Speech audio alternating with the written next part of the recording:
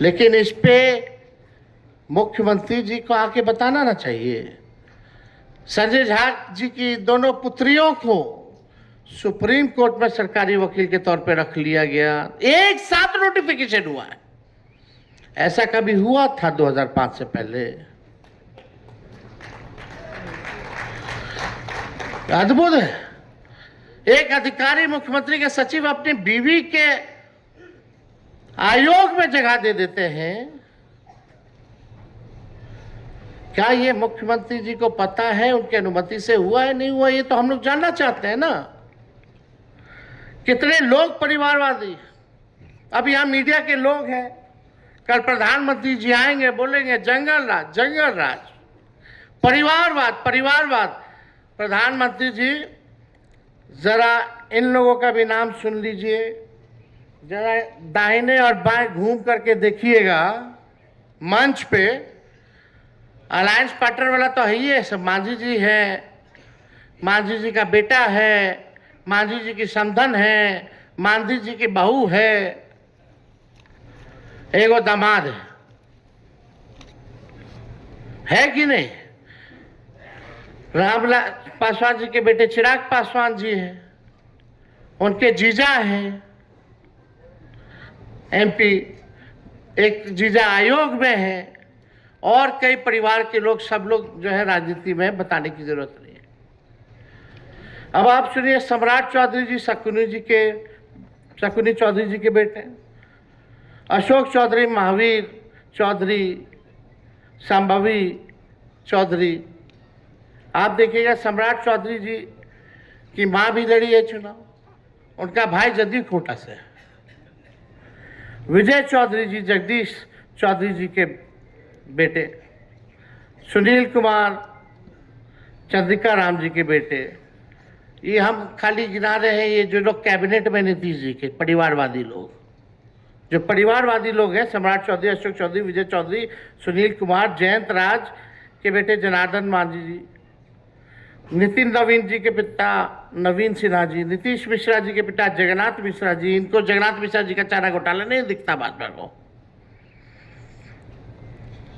संतोष सुमन जी, जीतन राम मांझी जी के पुत्र, नीरज बबलू, कविता सिंह उनकी पत्नी एमएलसी, लेसी सिंह जी, सुमित सिंह जी, महेश्वर हजारी जी इत्यादि। तो 12 को खाली कैबिनेट का मंत्री का नाम है जो परिवारवादी है। क्या स्थिति बनी हुई है? इसके अलावा विधायक सांसद तो अनेक हैं, और केंद्र में मंत्री अलग हैं जो परिवारवादी है। ये प्रधानमंत्री जी को दिखता है कि नहीं दिखता, ये हमको जानना है। क्या केवल इधर ही दिखता है? आप देखिएगा, उन्हीं के मंत्री अशोक चौधरी जी ने क्या बोला कि कोटा चलता, आरएसएस कोटा से उनका दामाद। हम माननीय मुख्यमंत्री जी से जानना चाहते हैं कि आरएसएस कोटा से कौन कौन मंत्री हैं, या आरएसएस कोटा कहाँ कहाँ लागू होता है और उसकी नियम क्या है, जरा ये बता दीजिए। ये आरएसएस कोटा होता भी है कि नहीं होता है? जब आप ही के मंत्री ने जब साबित कर दिया कि आरएसएस कोटा होता है, तो बचा क्या? नीतीश जी मुख्यमंत्री हैं, उनकी पार्टी शरद जी की बनाई हुई पार्टी है। अब हाईजैक हो रखा है शरद जी की बनाई हुई पार्टी। अब आप देखिएगा, जो अभी वर्किंग प्रेसिडेंट संजय झा जी हैं, वो अरुण जेटली जी के कोटा से हैं, समझे? एक और अमित शाह जी ने नाम बताया था, उनको भी राष्ट्रीय उपाध्यक्ष बना दिया था, जो नया पार्टी भी बना करके घूम रहे हैं। एक आरएसएस कोटा भी चलता है, यानी जदयू नहीं, जदयू को भाजपा चलाती है। यही तो हुआ। और आरएसएस कोटा तो ऐसा है कि आरएसएस कोटा से मंत्री और आयोग के सदस्य ही नहीं बनते।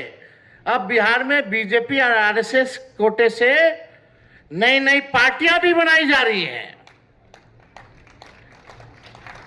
और लोगों में कंफ्यूजन जो है पैदा कराने का कोशिश किया जा रहा है।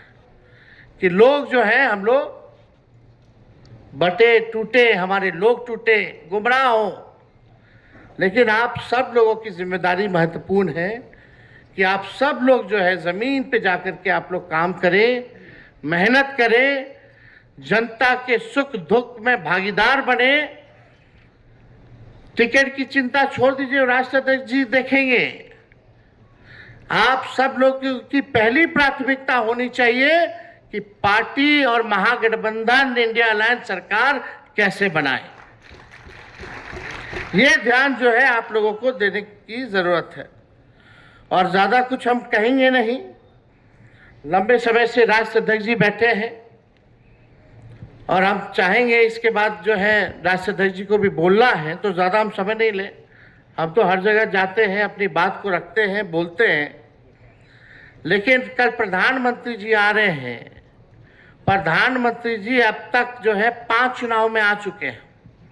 5 चुनाव में 200 से ज़्यादा रैलियां बिहार में की हैं।